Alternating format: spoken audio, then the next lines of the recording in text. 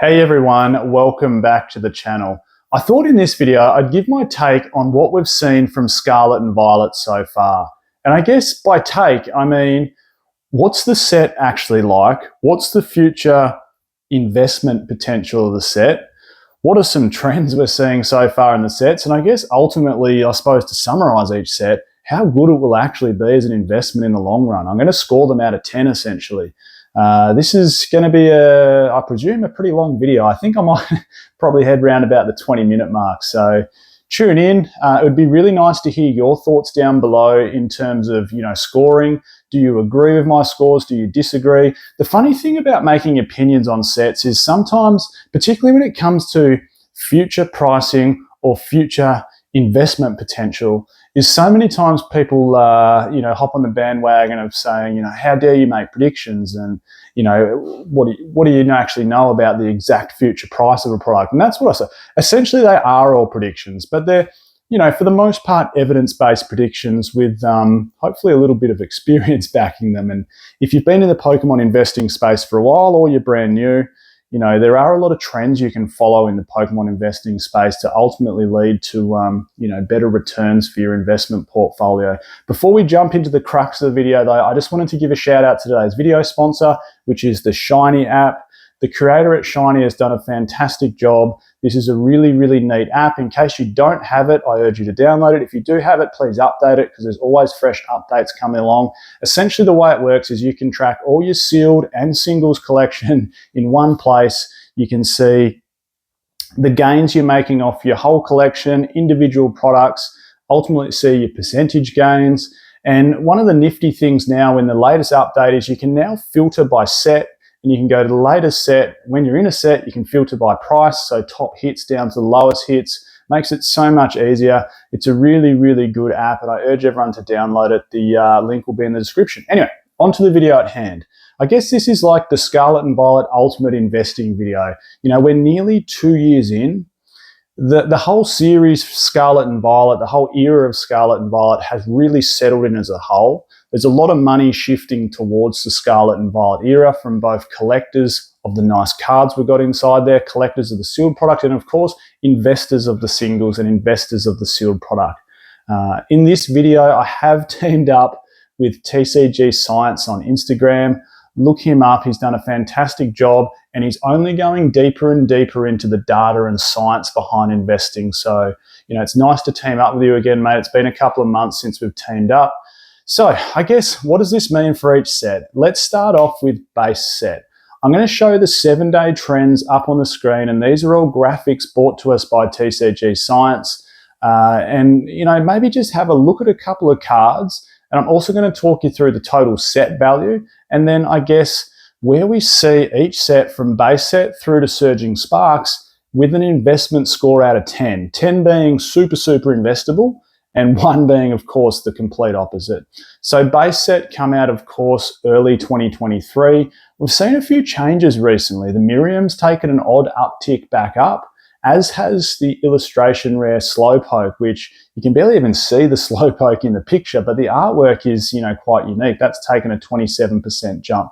So we're seeing a lot of money and a lot of singles actually take that turn recently from Scarlet and Violet. And by take that turn, in case you don't know what I mean, and Obsidian Flames is probably the best example when we get to that. What I mean is when a set comes out of the gate, the singles start really, really strong. And quite often the general trend is the singles will drop down in price a little bit over, the first week, fortnight, month, couple of months, until they get to this almost equilibrium for a fair amount of time. Then all of a sudden, when a set's getting close to being out of rotation, we can see a lot of those singles jump back up in price. We saw the trend through X and Y. We saw the trend through Sun and Moon. We specifically saw the trend through Sword and Shield with a lot of those alt arts jumping up in price once the sets went out of rotation. And it just seems to be the general trend. And what you'll find is a lot of singles from, base set, Paldea Evolved, Obsidian Flames are starting to see upticks back up in price pretty rapidly. Now, what's the total set value of base set? It's $366. The biggest chase card inside there is Gardevoir. There's no, I suppose, real mega chase to this set. And look, that doesn't matter because if you look at a set like Sword and Shield base, there's also next to no chases inside that. What do we got? Snorlax, Rainbow Snorlax. Who's Emo Chick, the waifu? Damn it, why she slipped my mind? Someone will remind me in the comments, I'm sure of it. The Emo Chase card from Sword and Shield. Anyway, just because a base set doesn't have any main cards doesn't mean it's not investable. Look at XY base. That's probably the best example. What have we got? A full art Venusaur and a full art Blastoise worth maybe $20 or $30 raw, and the booster box is what, north of $1,000 now.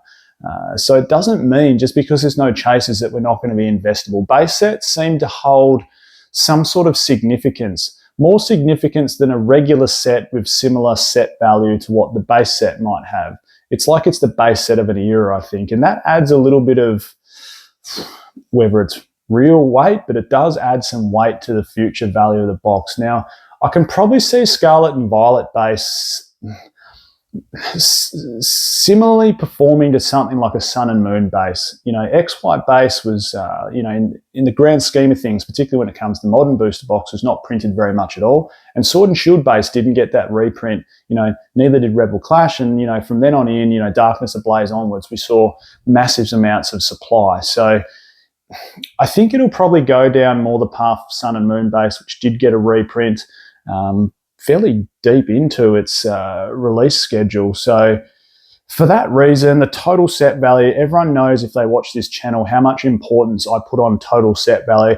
$366 is quite weak, but it is a base set of what's proving to be a phenomenal era so far of Pokemon cards. So ultimately, I'd probably give it a 5 out of 10 in terms of investment potential. I think it'll do something similar to Sun and Moon base. And that's where you've got to ask yourself, are there better investments of parking my money into a different booster box or a different sealed product compared to Scarlet and Violet base? And I think ultimately the answer is yes, but we'll move along to that as we go to the next one. So of course, the next set that came out not long after is Paldea Evolved, which is of course a show off of the whole new region. There's been a couple of cards making a couple of moves. Magikarp 13% up. Again, that card just seems to keep on climbing, particularly in a PSA 10. And Marill, interestingly, up 18%. Now, one of the reasons I think Paldea Evolved will be a strong investment in the future, and just to sidestep a little bit, total set value $817, but one of the reasons I think Paldea Evolved will be a pretty strong investment in the future is I think it's that grading play, the conversion to PSA 10. So the money you can make from converting an illustration rare from Paldea Evolved into a PSA 10 and how much profit you can make on it. And of course, one of the best examples is that Magikarp. There's been some confirmed sales north of $1,000 in a PSA 10, and whether that's the true price, I think TCG Player lists it at maybe $875 or thereabouts at the moment in PSA 10. But that's well and truly up there in price. It's like 25% conversion rate to a PSA 10 in Paldea Evolved, which says, of course, the printing's, for lack of a better word, absolutely garbage. But there are some grading plays that can possibly be made throughout Paldea Evolved. I don't think still it's the best investment from Scarlet and Violet in terms of a booster box. Personally, if you got it at the right price, I think it's a really, really solid pickup. We were lucky here in Australia around, when would it have been? Probably May this year, so May 2024, that a big online retailer was selling Paldea Evolved booster boxes for 160 Australian dollars. If you do the conversion, that's about 105 US. And picking them up at that price I thought was too good to be true. So I bought myself a fair few. I think Paldea Evolved will be a pretty strong investment. If I were to give it a score out of 10, I'd probably give it a 7 out of 10. If it had, and I've said this a few times, if it has a Gyarados SIR, imagine that, on top of that Magikarp, and we gave Shinji Kanda the license to go free on Gyarados, I think Paldea would be like an 8 or 9 out of 10. That one card could have made a massive difference. Anyway, 7 out of 10. Moving on, Obsidian Flames. Now, this actually has the lowest total set value out of any Scarlet and Violet set. It's at $259. Interestingly, the Zard is up 40%, and a couple of other cards are starting to get some love. Cards like the Gloom, cards like the Ninetales in particular, which is up 26%. Some of these cards, I think, are starting to get the love that they deserve. They were, such low prices because of the pull rates predominantly. Just in case you don't know, Obsidian Flames has the easiest pull rates out of any Scarlet and Violet set when it comes to illustration rares and special illustration rares, particularly special illustration rares. I think it's like 1 in 200 roughly to pull a special illustration rare, compared to like Surging Sparks, which is 1 in 1,000 packs. So there's the difference. It's 5 times harder to pull a special illustration rare in Surging Sparks than it is in Obsidian Flames. Now look, it's a Charizard base set. Charizard's on the booster box. I think it's stronger than Darkness Ablaze by a lot, but the question is there enough strength and is there better investments? Look, it's just had a very small reprint or resupply, whatever you want to call it. You know, distribution was giving it out in bundles of other products so you could pick up more booster boxes. Is it the strongest investment? No. Is it better than Darkness Ablaze? Yes. Score out of 10. I think I've got to put it at the same place as base set, which is, it's hard. Nah, it's got a better chase card. That Charizard's a nicer chase card. I think 5.5 out of 10 is where I'd place Obsidian. Moving on to the big dog of Scarlet and Violet Era, the set that brought so many people back into the hobby, and that is 151. We've seen a couple of, and my favourite special illustration rare from the whole Scarlet and Violet Era, the Alakazam from 151 is starting to get some love. Total set value is now above $1,100. It's $1,120 total set value. The Zapdos is also up 19%. So some of those cards that you might not have thought of are starting to show some trending upwards. And Alakazam, my man, that is the nicest special illustration rare we've had so far, up 19%. Look, as an investment, 10 makes something perfect. So I feel like it's hard to give something a 10, and I'm a very, very harsh critic. But hey, look, 151 is just the storm it created with bringing so many people back into the hobby. It almost feels like I've got to give it a 10. It's a 9.5 or a 10. I'm going to go 9.5 because I'm too harsh a critic, but 9.5 out of 10. And if you can get any 151, just booster packs, get anything, the Zapdos collection box, get the Alakazam collection, get the poster collection box, pull the packs out and keep the packs sealed. Imagine just having in the future 300 151 sealed booster packs sitting in a box. You're going to be sitting on a gold mine. 151 is an incredible investment no matter what product. Just the packs alone will be worth heaps of money. Trust me. Paradox Rift. Again, we've seen a couple of movements here. Iron Valiant up 44%.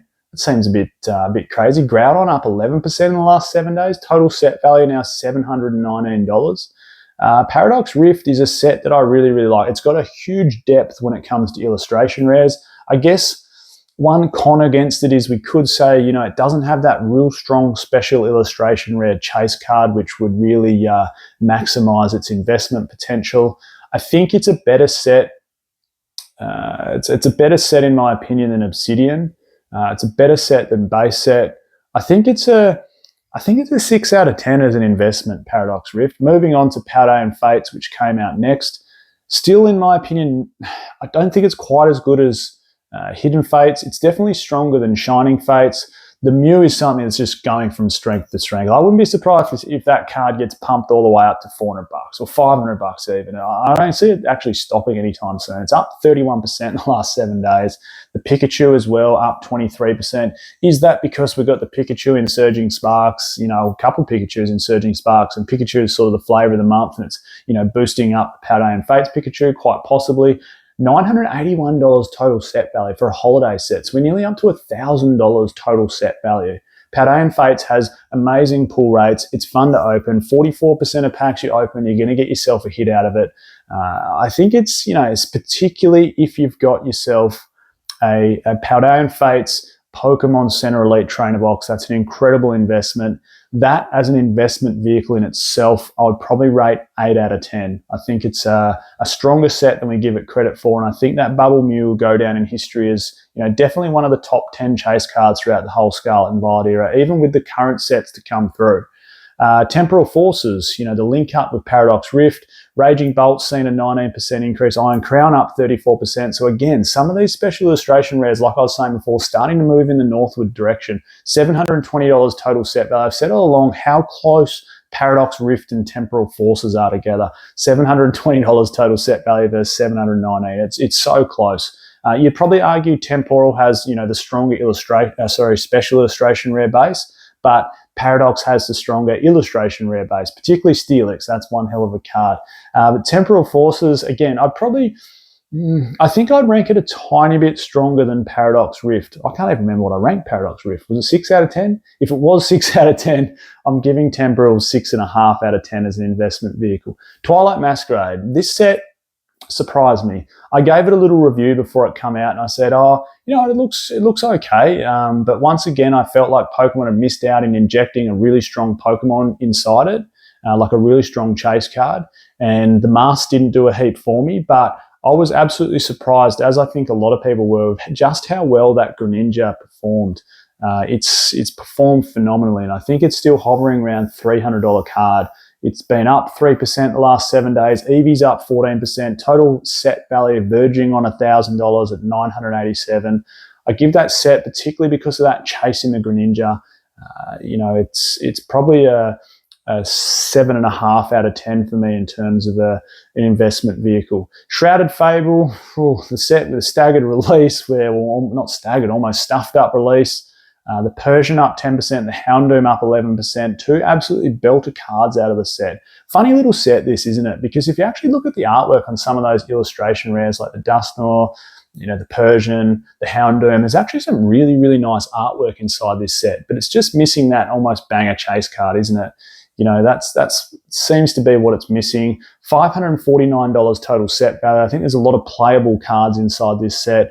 I don't see it as the best investment vehicle, but you know what Pokemon's like. It can always surprise people. It's probably a 5.5 out of 10 for me. Stellar Crown. This is one where the total set value is actually headed south a little bit. And this is what I mean by when a set comes out, a couple months afterwards, we'll start to see singles prices drop off. There are a few singles that have, I suppose, broken the trend, which is the Squirtle and the Bulbasaur, up 37% and 21% respectively. $480 total set value.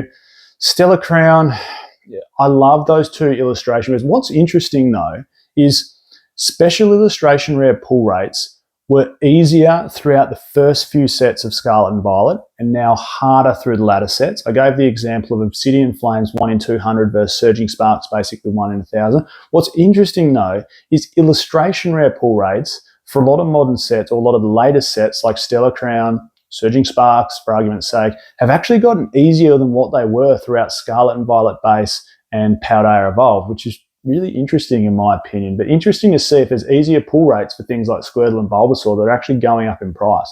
And again, maybe it's due to the Pikachu, maybe it's that whole starter Gen 1 vibe that we're getting through Scarlet and Violet.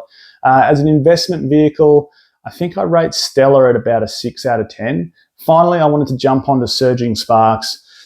What a set. This just keeps going from strength to strength, doesn't it? You know, Hydreigon 51% up, my low tick getting some love, 48% up in the last 7 days. Total set value now 1,577. So it's the strongest total set value out of all Scarlet and Violet sets. If I gave 151 9.5 out of 10, Surging's proven how quickly it can push up the booster box price.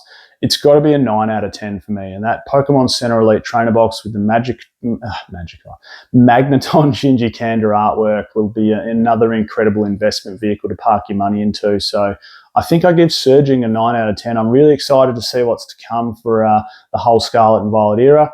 Anyway, that's me summing them up as investment vehicles. I'm Michael. This is Pokeoz. We'll catch everyone next time.